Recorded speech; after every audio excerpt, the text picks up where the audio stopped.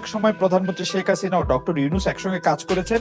আমি আশা করি সেই সময়টা আবার ফিরে আসুক, শুধু গ্রামীণ কিংবা সংশ্লিষ্ট সব প্রতিষ্ঠানগুলোর ভালোর জন্যই নয়। যদি তারা আবারও একসঙ্গে কাজ করেন তাহলে সেটা চমৎকার হবে। আপনারও মানে একই রকম আশা কিনা যে প্রধানমন্ত্রী শেখ হাসিনা এবং ডক্টর ইউনূস একসঙ্গে কাজ করলে আরো কিছু চমৎকার কাজ হবে, বা এটা আপনি আশা করছেন এরকম?